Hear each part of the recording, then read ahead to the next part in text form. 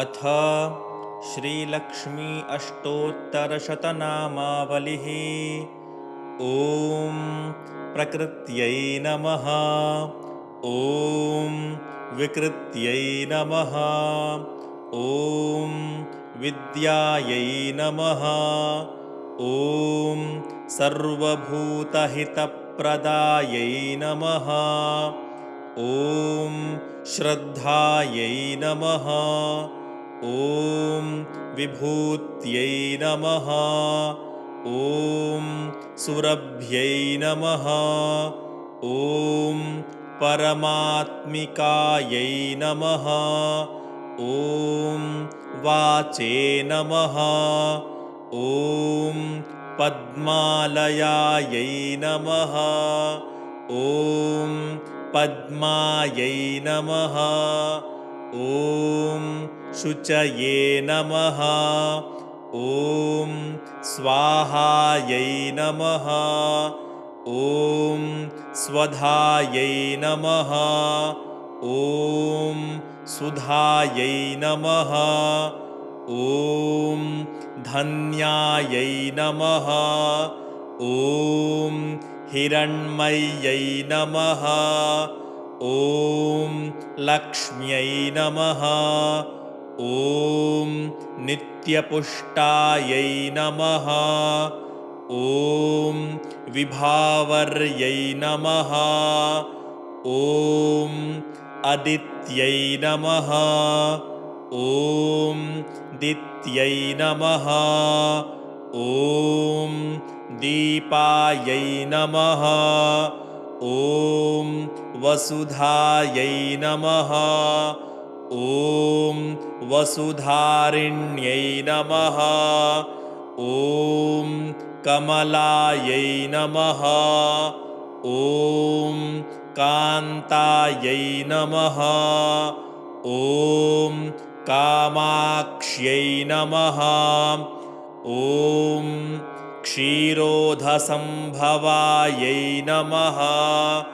ॐ अनुग्रहप्रदायै नमः। ॐ बुद्धये नमः। ॐ अनघायै नमः। ॐ हरिवल्लभायै नमः।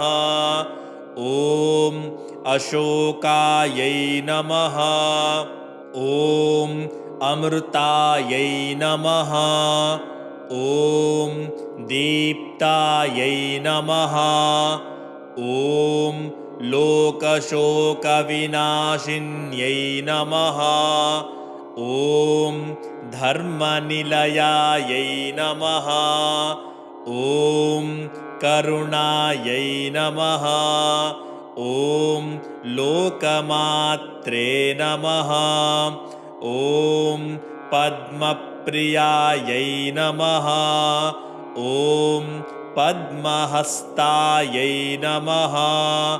ॐ पद्माक्ष्यै नमः।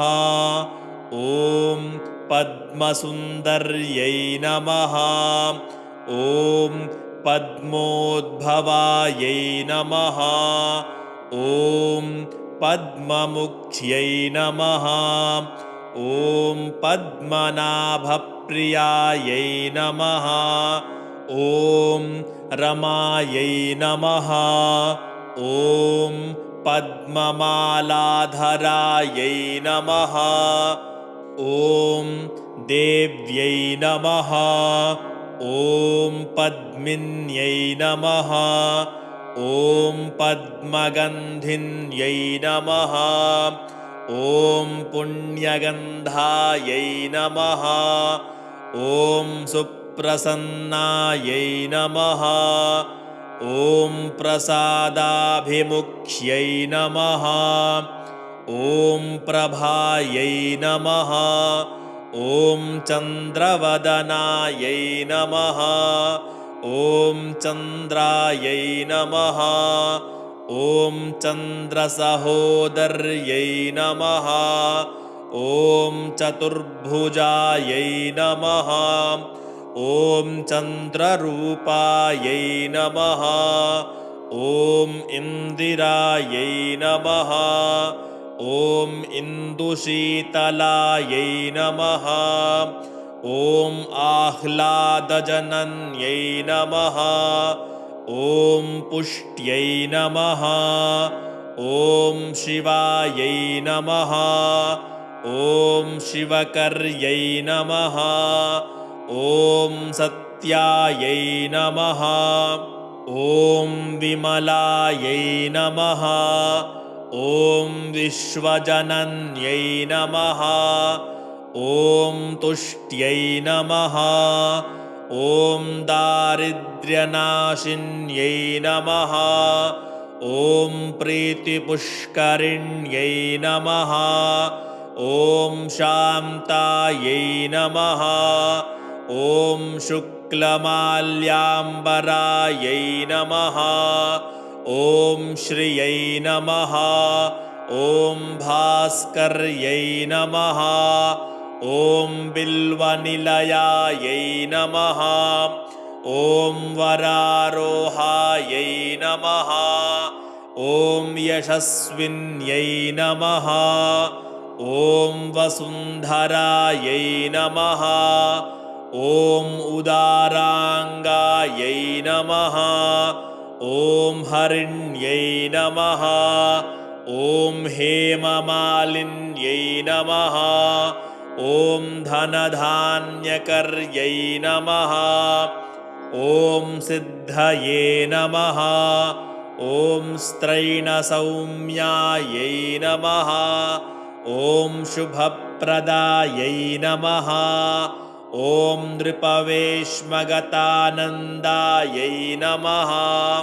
ॐ वरलक्ष्म्यै नमः। ॐ वसुप्रदायै नमः। ॐ शुभायै नमः। ॐ हिरण्यप्राकारायै नमः। ॐ समुद्रतनयायै नमः। ॐ जयायै नमः। ॐ मङ्गलादेव्यै नमः। ॐ विष्णुवक्षस्थलस्थितायै नमः। ॐ विष्णुपत्न्यै नमः। ॐ प्रसन्नाक्ष्यै नमः। ॐ नारायणसमाश्रितायै नमः।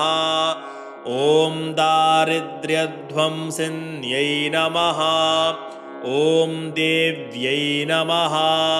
ॐ सर्वोपद्रववारिण्यै नमः। ॐ नवदुर्गायै नमः।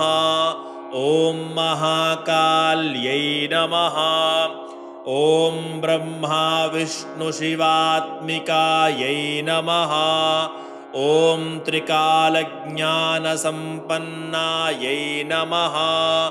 ॐ भुवनेश्वर्यै नमः। इति श्रीलक्ष्मी अष्टोत्तरशतनामावलिः सम्पूर्णा।